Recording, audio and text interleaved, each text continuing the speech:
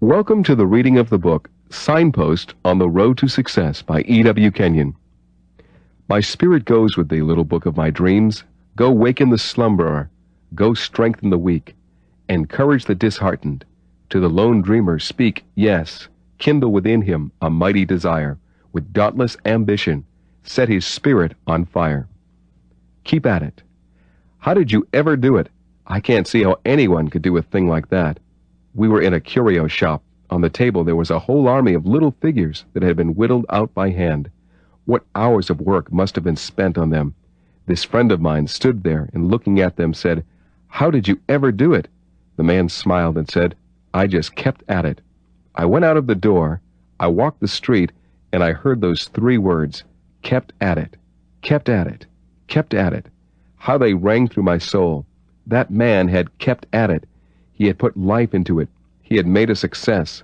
People were coming from all parts of the country to see the effect of that cultivated, trained genius. All the man had done was to train his mind and hand, and then whittle his dreams out of wood, of soft stone and ivory. I was thrilled through and through at the possibilities that were wrapped up in common folk like you and me. I heard a girl play the piano. She was not over 16. I knew something about music. We had a music department in our institution for many years. I looked into her face, and I whispered in my own heart, "Girl, you have spent hours pounding the keys, while other girls were walking the street. While others were sleeping, and mother was trying to get them out of bed, you were pounding those keys. You have lost a heap of good times, but what a musician you are." She kept at it. That is why she won. I stood with a man overlooking a beautiful farm in northern Maine. I said to him, "Who cleared this land? Who stumped it?" He answered, "Do you see that little log house down there by the creek? I built that, and wife and I moved into it before there was an acre of this land cleared.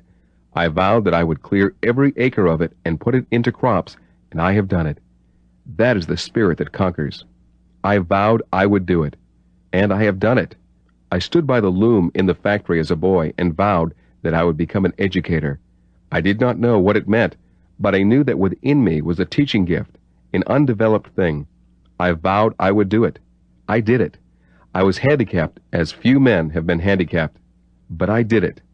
I am passing it on to you to show that they cannot conquer you if you will to do it. Struggle to improve. In every effort, improve the dream. Every time you play that piece on the piano, play it better than you played it before. Every time you sit down to that typewriter, make up your mind that you're going to be more efficient than you have ever been. Make your brain work. It will sweat, but make it work. It will improve. It will develop until you become a wonder to those around you. Don't depend on an alarm clock. Don't depend on mothers waking you. Make up your mind that you will have the alarm clock in your soul. Never depend on another man's car. Get one of your own. Be self-reliant. Be punctual. Be diligent. Think through on every problem. Conquer your difficulties as a part of the day's job. We are out in the fight, and we will win the crown. Chapter 2. What have you in yourself? It is what you are, what you have in you that counts.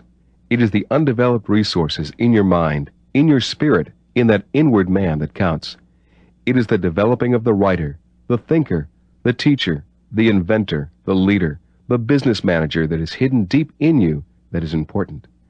I venture that every one of you young men and women who read this have in you one of these abilities.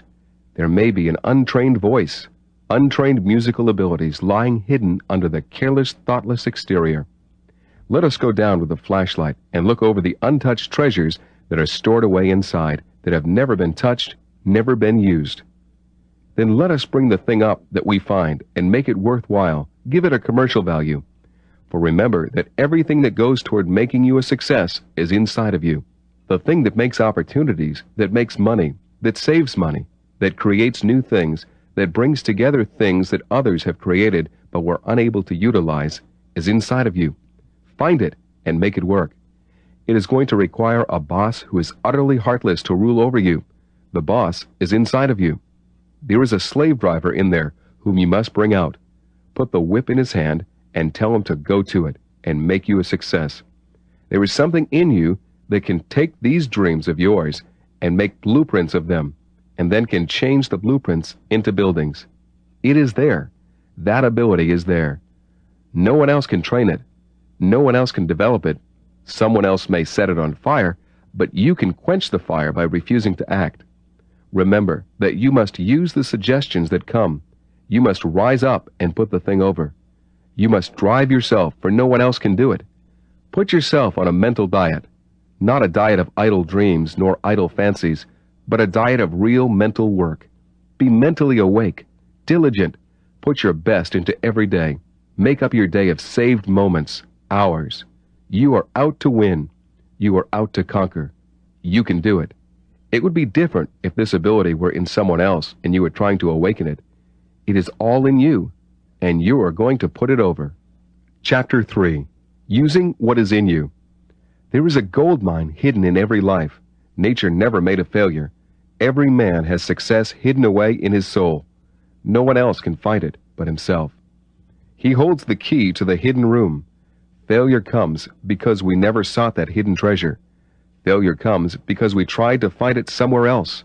You can't find it anywhere else. Success, victory, achievement are in you. The exceptional people are those who develop what is within them. That quartet is winning fame and success because they developed what they had in them. Singly, they could not do it, but united, they make a harmony that thrills the heart. The soloist had it in her. It was there, and she developed it and made it of commercial value. I have seen 3 great baritones. One was a miner, who, had he not been too lazy and loved the companionship of drinking men and useless women, would have been known the world over. What a voice he had. I picked him up, a drunkard. I tried to make a man of him. I bought him clothes when it was known that Scotty was going to sing. The building could not hold the crowd. I said to him, I don't know whether my pianist can play the pieces that you want to sing without looking them over. He looked at me with a peculiar expression and said, I need no accompaniment. He stood by the piano that first night in his old mining clothes and sang. I closed my eyes and I couldn't locate him because his voice utterly filled that whole room. He seemed to be everywhere in it. That great voice was strange, sweet, wonderful music. He made the songs all over that he sang that night. I raised the money and sent him back to his own land. He promised to sing again. As a boy, he sang in Drury, but he confessed he was so drunk it took a man to hold him up. But he never amounted to anything. He did not develop the thing that was in him. Genius has grown up to weeds about it, just because they did not develop the thing they had. I know it is hard work, but you will learn to love hard work. There are no great gold nuggets lying on top of the earth now. You have to go down into the earth for them. You must dig for them. You want the applause of the world. You want money to buy fine clothes and build splendid houses. Awaken, young men. Go find that hidden place in your own nature. Dig and dig until you have conquered. A father was dying. He had 2 sons. The boys always felt that he had gold that he had hidden away somewhere. He had never been a strong, healthy man, so his farm was not developed. Back of the house, there was 10 acres of stump land. When he was dying, he said, the stump lot. Again and again he said, the stump lot. As soon as the funeral was over, the boys said, the gold is out in the stump lot. How feverishly they worked. They tore up every inch of it, but they found no gold. Then the older one said, we have the land in good condition. Let's put in corn. In the autumn, they found in the ripened corn the gold. You have a stump lot in you. Dig it up, clean it up, and you will find the gold in it. Chapter 4. Train yourself. What you do for yourself counts far more than all that others have done or can do for you. Self-discipline is the most important feature in any life.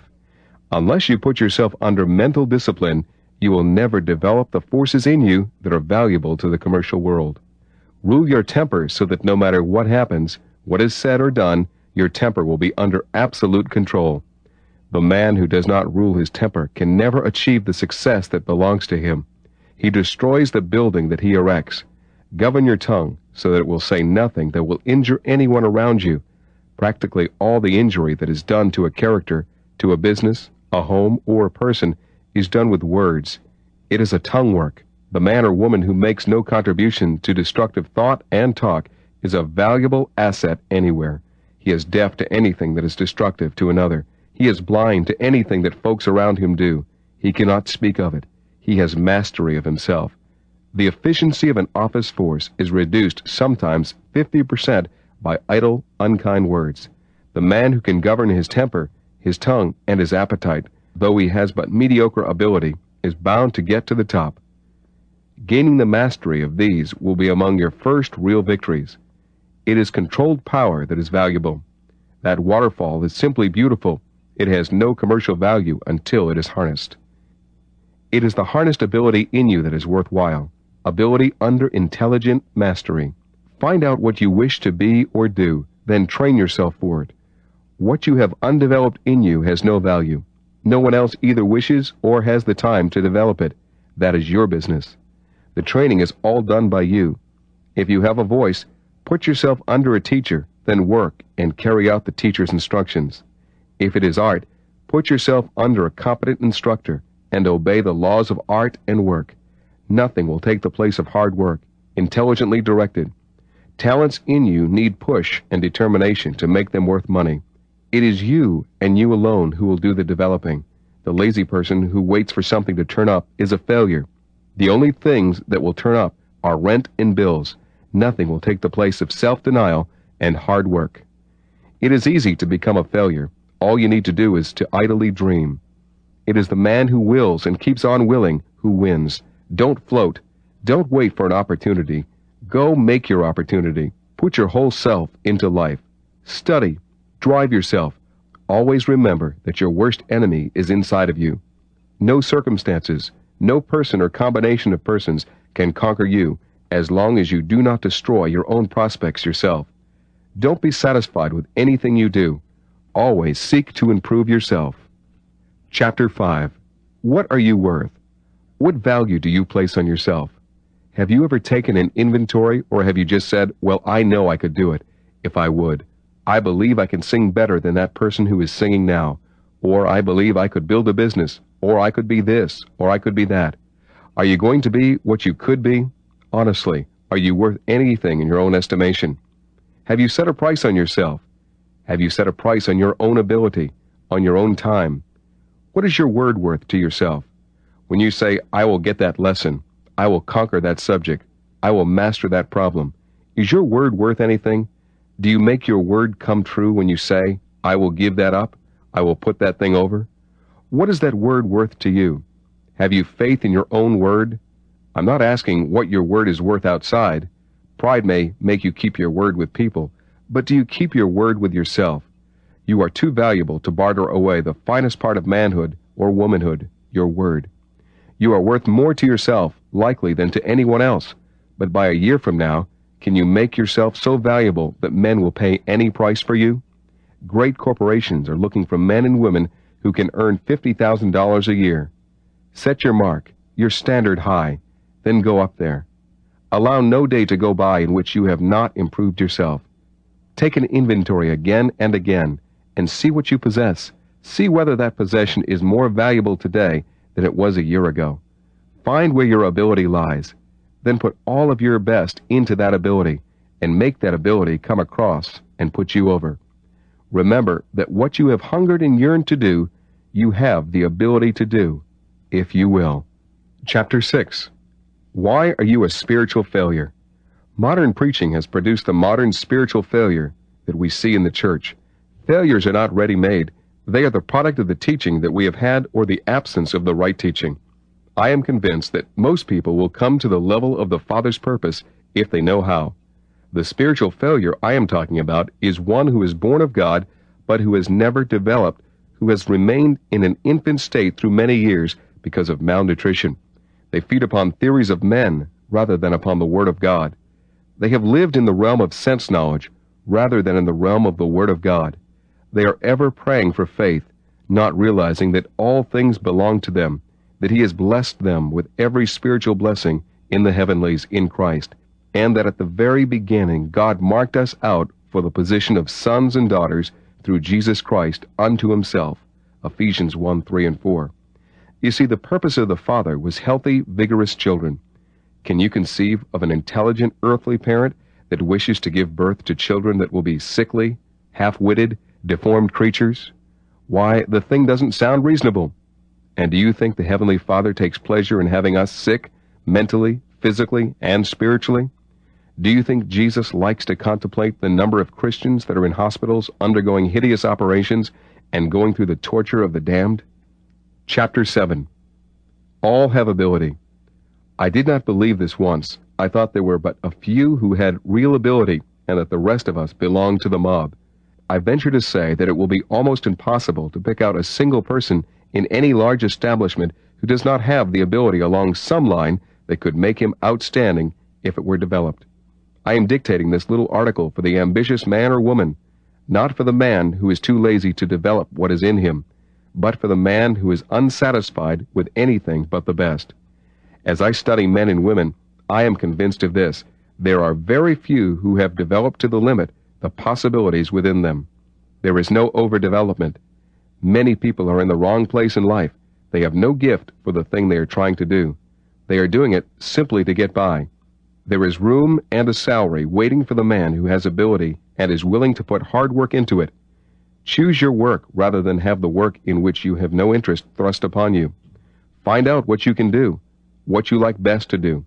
I don't care who you are. I don't care what your handicaps are. They have never made a handicap that could hold any man down who had in him the yeast to rise. Most of the people who are at the bottom because they will stay there. That is where they belong. It is a hard thing to say, but it is true. I am now what I willed to be through all these years. The first thing to do is to find out what you want. Set your eyes on the goal, then fight for it. There must be an objective. When you find that objective, set your compass and sail for that star. Chapter 8. Putting yourself in the way of success. If only I could repeat it over and over again, so that wherever you turned in this book, your eyes would see this one fact. You have within you all of the qualities and elements that are necessary to make you a success.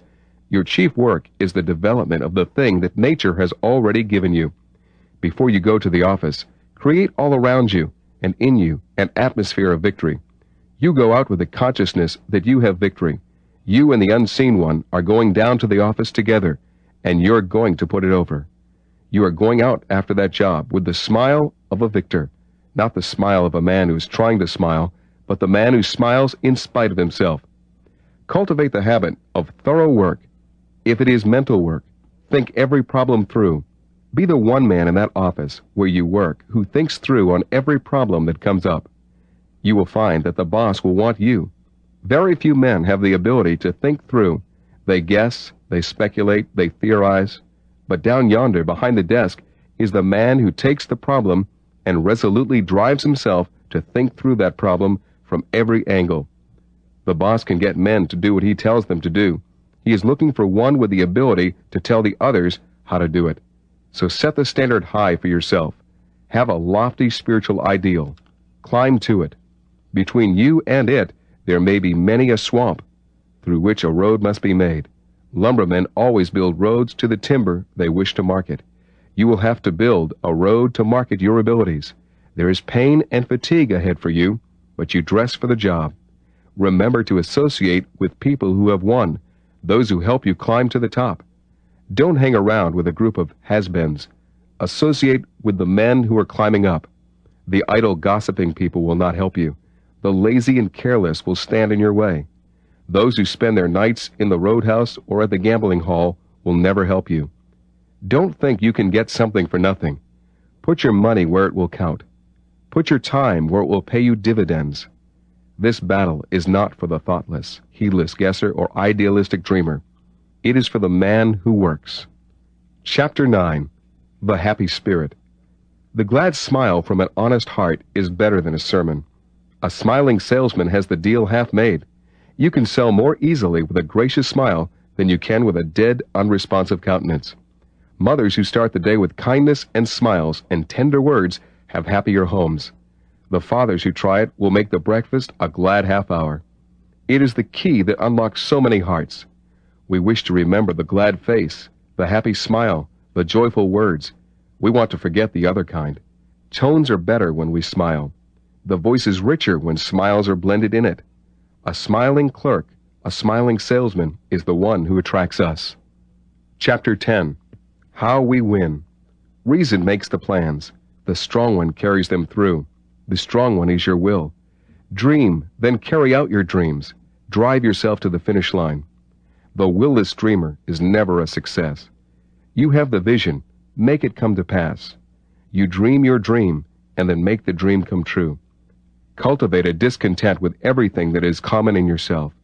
Compel yourself to improve your mind, your natural abilities. If you have the gift of cooking, be the best cook in the community. If you have a gift, no matter what it is, make that gift stand out until men will admire it. Then someone will want to pay the price for it. A young man had an unusual gift for dressing windows. He had worked in a store for a long time. He had watched the window dresser and given him suggestions, until, by and by, the window dresser asked that he might become his helper. It was but a few weeks until the helper became the artist. The head dresser never told the boss who did the artwork, but men came from different parts of the city to look at the windows. There was always a crowd in front of the store. One day a man came from a distance. He asked who dressed the window. The manager introduced him to the head dresser. The man was disappointed. He said he does not talk like one who could do this kind of work. The young man had stood by. Later he was introduced. The man said, "Do you dress these windows?" The young fellow said, "I am only the sidekick. I have this amount of space in my window." The other said, "What would you do with it?" The young man said, "If you will come back this afternoon, I will tell you." He went into his office and drew the plans. When the man came back and looked at it, he said, "I will give you $2,500 a year if you'll go back with me." He had been working for $15 a week. You cannot hide trained genius. You cannot hide trained ability. Other people may use you for a time, but you will break the bond sooner or later, like the young man did. It is in you. Pull it out. Chapter 11. It is the you in you that wins. Paul speaks of the hidden man of the heart. That is the you that is in you. The visible you is not the you that puts you over. It is the unseen you who wins the fight. The seen you may be very attractive or very repellent. It is the unseen you with whom we really wish to become acquainted. It is the unseen you, this hidden man of the heart, who runs the whole machinery, who is the boss of the institution. He is the man who is to build you into success. He is the fellow who raises the money to put you over. He is the one who made the seen you come across and make good. It is this unseen you to whom I am writing this morning. I am trying to reach him and cause him to make the seen you study, work, and make yourself worthwhile in life's game. It is the unseen you who makes the seen you worthwhile and makes you do things that have commercial value, who makes you do things that the world is waiting to have done. I am saying to the unseen you, get behind this seen you. Make him work. Make him study. Make him dig until he has won the fight. Chapter 12. What's the use? God has forgotten me and nobody cares. I might as well throw up the sponge. These words were said to me just a few weeks ago by a young woman. I asked her how she knew that God had forgotten her and how she knew that nobody believed in her. She said, "I have had nothing but failure ever since I came to the city." I said, "Don't you think we should take an inventory and find out why you have had failure? What is the reason for it?" When a person has a string of bad luck, I feel like diagnosing the case, and if possible, finding what is wrong. "Well," she said, "I was whipped when I came. This was the frontier of last resort to me. I was simply running away from bad luck in the East." I said, "You didn't expect to win, did you?" I had hoped I might. I thought if I could get in the right surroundings, I might get on top. But I noticed a hopeless strain in her voice and a look of hopelessness in her eyes. I said, "Let's go back to the beginning of things for a bit. You know that God cannot fail anyone who trusts him. Suppose you bring him your shattered, broken present. Then make a new start today. He will wipe out all the past, and as he wipes it out, you begin now as though you had never tried and failed." She said, "Oh, I would give anything if I could do that." But you can do it. All those who have reached the top have had to do it. Many of the dreams and expectations of youth have been lost. But there have been born new dreams and new expectations. The faith of youth and young manhood and womanhood has been destroyed, and a new faith has been born out of the failures of the past. I can see her now. If I could only do that, if there could only be born in my heart a new faith, a new dream. I said your worst enemy is your memory. Your worst trait is going back over the failures and taunting yourself. You cry nearly every night after you go to bed because you have failed. She said, yes, that's true. But, I said, you are done with that. You are done with all that is past. Failure is a memory thing, to be forgotten. Right now, we are writing on a new page, a new history. You have a new name. The name is Victory. We will call it Victoria. We will christen this new girl with a new name, and you will go out to win. You can succeed. Life is big and rich ahead of you. Let him, the unseen one, take care of you. She whispered softly, do you think he would do it? I know he would. He counts it a privilege. He is looking for opportunities like this. I imagine he has had his eye on you for a long time, waiting for you to look up through the clouds and ask for his help. She went out to win. I met her days afterwards. She had no past. She had nothing but a brilliant, glad future ahead of her. She said, you know, it was so easy to get a job. I went into the same store where they had turned me down, and they seemed to be glad I came. I am doing the work I enjoy. Those of you who are chasing after a better job have in you the possibilities of a better job. Don't spoil them. Sell yourself to the man who needs you. It is easy to do it when you have the right mental attitude towards life. Chapter 13. Loose talking. Careless speaking is a vicious habit. When one realizes that his words are the coin of his kingdom, and that his words can be a cursing influence or a blessing, he will learn to value the gift of speech. Control your tongue, or it will control you. You will often hear men say, I speak my mind. That is well if you have a good mind, but if your mind is poisoned, it is not good. An idle word spoken may fall into the soil of someone's heart and poison his whole life. What a blessing good conversation is, and what a curse its opposite. Make your tongue a blessing, never a curse. A person is judged by his speech. Your words make you a blessing or a curse.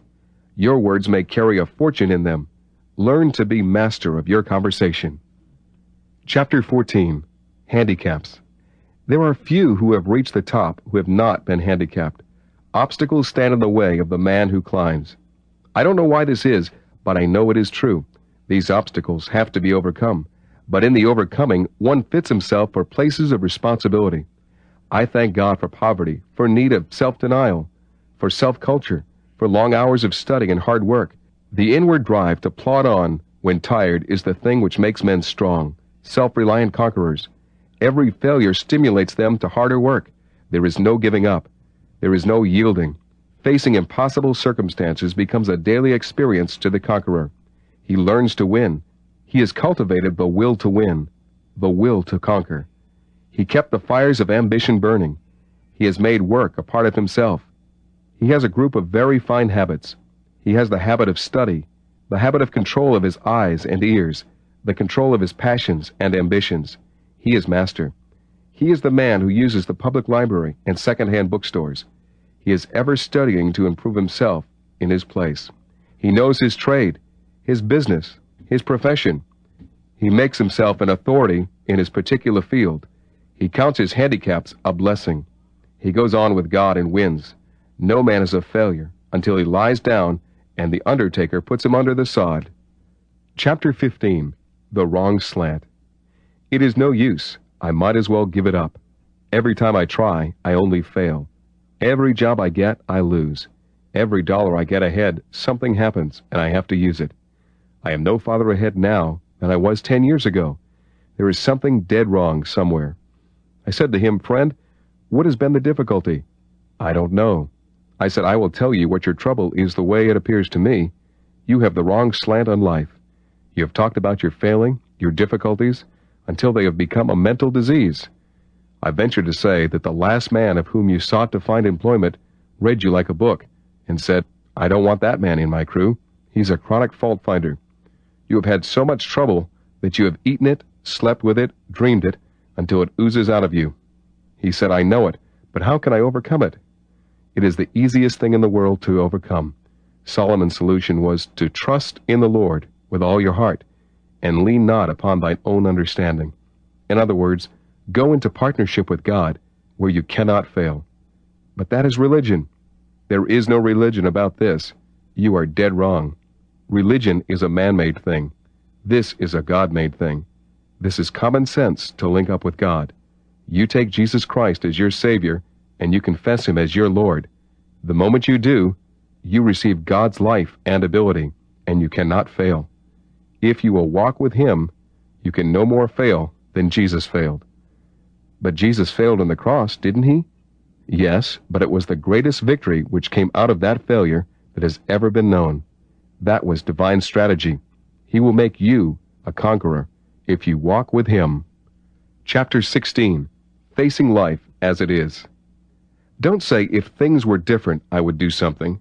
Do something with them as they are. Facing your life as it is now, and winning is the object.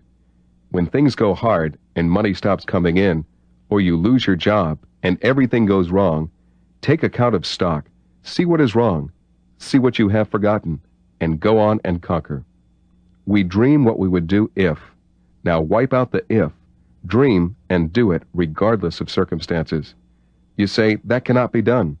It can be done. There is no can't about it. The man who wills to do it, who puts up the fight and is willing to do the work, can put it over.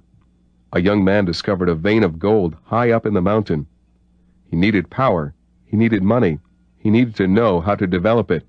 He struggled and worked and failed. Sitting down one night after a long, hard day, tired clear through and through, he said to himself, I know where my difficulty is. I don't know anything about this rock. I don't know anything about geology, and I know nothing about mining. I am going down to the city and find out.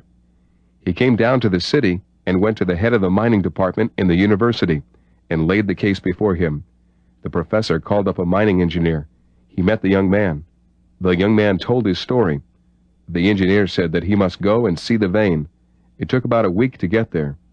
After the engineer had seen it, he said, there are millions there, but it will cost a great deal to get in here and to develop it. You will have to organize a stock company or sell it. Which will you do? The young man said, I am going to develop it. It took him a year of hard training and study. He gave himself utterly to it. Through the long winter months, he drove himself until when the springtime came, he had acquired the knowledge that he needed. It made him millions. The trouble with too many people is that they want to get it too easily. Most of us say, if I had had a chance, but circumstances were against me. I don't have an education. I didn't have the pull. We lay our failure to the lack of opportunity. The other fellow, handicapped, worse than we, made opportunities. He fought until opportunities came to him. Success belongs to the man who simply wills to do it. He is the man who makes success come his way. The fellow who lies down and says, I can't do it, is a failure. Never lose heart, because the first efforts fail. Go back and find the reason. Pick up the wreckage of old failures and build them into success. You can do it. Chapter 17. Just a word of warning. Children's lives are largely made up of words, the words of their parents and those whom they love and admire. A mother can fill her boy's heart with zeal for an education and for a position in life, or she can with words destroy the finest spirit that was ever given to a home. The children are word-made. What do I mean? Their lives are made up of words of their parents and loved ones. The wife little appreciates the power of words on her husband's life. When he loses his job, she could scold him and tell him that he is no good. He was whipped before he came home, but he would then be doubly whipped. Instead, she puts her arms around him and says, That's all right, dear. You'll get a better position. You are worthy of a better job anyway. He goes out the next morning, thrilled by the touch of her lips, and her words have filled him with courage and confidence. He leaves her heart filled with joy and gladness, and she says, What a man God gave me. He says, What a woman you gave me, Lord. They have learned the secret of words. A few devastating words could have filled his mind with confusion, his heart with pain, and his eyes with tears. Words give heartache, and words give strength and comfort and faith. Let's be careful of the words we use. Don't tell that story you heard the other day about this man or that woman. Don't let any other ears be poisoned as your ears have been poisoned with it. Never repeat scandal. Never repeat the calamity things. Let others do the talking about that. You keep your lips for beautiful things, helpful things, comforting things. That is your job. Chapter 18. The Mental Hitchhiker. Are the fish worth the cost of pole, line, and hooks? Is honor and competence in old age worth saving, self-denial, and hard work in youth? Would it not be better to spend your money and squander your time knowing that when old age comes, there'll be a pension of $15 or $20 a month? These are suggestions that face earnest young people today. You can spend your time in the roadhouse, in the shows or dances, or idly roaming the streets, or you can drive yourself to study and fit yourself for the place that is waiting. Everywhere, big business is hunting for competent help. Many mediocre men fill places of importance because no one can be found who is really fitted for the job. It is surprising how difficult it is to find even a good stenographer, to find someone who can take charge of a department and make it a success, to find someone who will take a vital interest in the work and put it over. Almost every man and woman is a time server. His ambition is to get his wages with as little work as possible. The new mental attitude is to get without giving. You cannot be a success and do that. The good old days of honest labor seem to be but a dream today. The road that leads to a good bank account is an uphill road, and most of us have to build the road ourselves. The hitchhikers are filling the road today. They want someone else's car to ride in. They want someone to buy the gas. They want someone to pay the taxes and give them free passage. Are you a mental hitchhiker?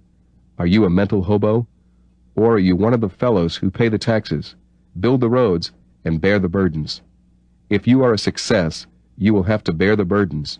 You will have to pay the taxes for 100 other people. The easy way is to hobo it. It is the way of least resistance. I believe a fellow can get used to going on short rations, wearing old clothes, and sleeping in the jungle, but as for me, I am going to go to the top. I am sending out this invitation for the rest of you to come with me. Chapter 19. Loyalty. Everyone who employs help places loyalty above almost any other trait in his help. We need skilled mechanics. We need skilled workmen in every department, regardless of their skill. If they are disloyal, they hinder production. They hinder efficiency. They hinder the growth of the business. The new class consciousness that has been developed in the last few years along political lines has been of great injury to our nation. What we need is old-fashioned loyalty to the man or the company for whom we are working. The spirit of loyalty gives a sense of security to the firm. It is a guarantee of a higher grade production, of a higher quality of the thing produced. It guarantees permanency and safety in investment. No one has a right to draw a salary from a firm if he will not be loyal to the firm. If one cannot be loyal, he should find another position.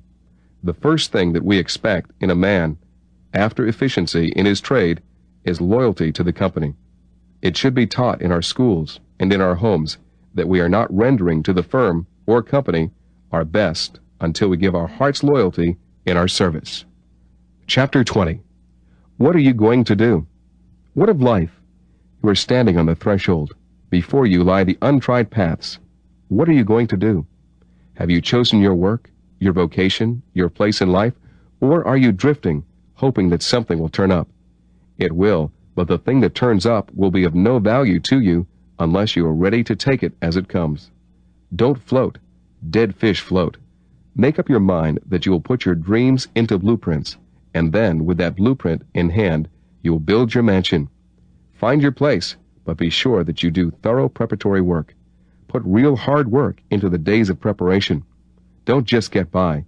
Don't be satisfied with anything but 100 plus. Fight for it. Work for it. Enjoy it. Make it a game to win. Be a success in youth, and you will be a success in middle life. You'll be crowned in old age. Make yourself a wanted person. Be so valuable that if you had to move, men and women would weep because of your departure. If you plan to be a minister, be God's best. If you go into business, be the best in your community. If you plan to be a lawyer or a physician, put a trained, cultured personality into it. Whatever you do, plan to build your house on top of the hill. Harness that lazy mind and make it work. That mind can make a place for you. Let me say again to you, go under your own steam. Prepare yourself, and doors will open to you everywhere. Chapter 21. The Bell Ringer. You are selling from house to house. You are ringing bells. That is a good place to start life. I started it there. You meet a different person every 5 minutes. If you can get them to listen to you, that is the first step. So many simply say, "I haven't time," and slam the door in your face. You smile and go to the next. That's the game. But the man who can get inside the house to display his goods is the man who puts it over. The first requisite is a smile and a glad good morning. It is not an ingratiating smile, but a wholesome, big, warm smile.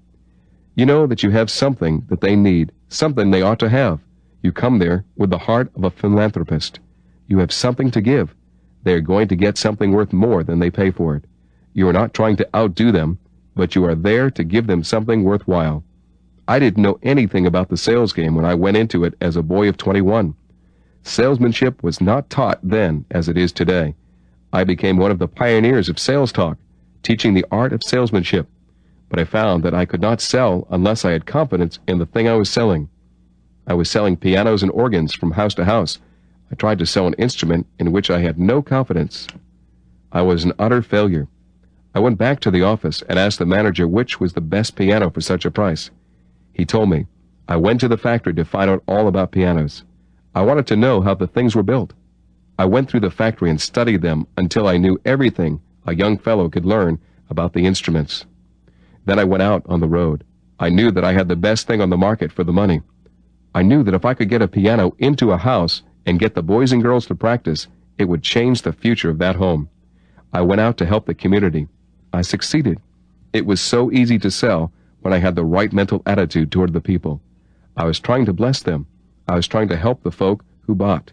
Do you see the point? That is the real art of salesmanship. I was so dead in earnest about it. I was so enthusiastic about the bargain which I had that I carried them off their feet. I sold to people who had no music in them. I sold to them because of the excessive, burning desire in my heart to make them happy. That is the thing which sells. Settle in your own mind. Is the thing you are selling worthwhile? If it is not, then get something that is. If you are selling insurance, bonds, autos, or groceries, know this. If your entire ambition is simply to get the money out of it, you will fail. But if you are giving them something that is going to be a blessing, and you are enthusiastic over it, you will be a success. Chapter 22. The Chronic Knocker. Nothing hurts a firm more than to have in its employ men holding important positions who are chronic knockers, who are always finding fault with the business, with the management, with the material they use. Men of this type should be eliminated. One man of that kind in a church will wreck it. One man of that type in a crew of men in the lumber camp will cause the entire organization to disintegrate. Chronic knockers will spoil an organization and wreck its prospects. Men who talk too much and talk unwisely are a detriment to any organization. Never knock your firm. Never knock the goods you are selling, because you are selling yourself in every deal. The man who knocks the firm for which he works knocks himself because he is there. If he is not satisfied with it, he should get out and go somewhere else. We have no right to stir up strife and bitterness while we are drawing a salary from a firm. We have come to an unhappy place. We have been taught politically to hate the people who have been successful in life, that if a man has gained a position of affluence, he must be bad. That is wrong. Men like Henry Ford have climbed to the place they occupy by sheer efficiency and downright honesty. Class hatred is an unfortunate thing. It does not belong in a democracy. It does not belong anywhere. Why should I hate the man who is smarter than I am, or who has achieved more than I have? I should honor him and thank God that there are men of that class. Class hatred robs a nation of its efficiency. It robs men of the pleasure and joy of fellowshipping and working with each other. There should be a notice put up in every factory and store and shop saying, "No knockers are needed. We need boosters. We need helpers. We need men who encourage, not men who discourage." Make up your mind that whatever you say will be constructive. Just knocking for the sake of knocking is ignorant.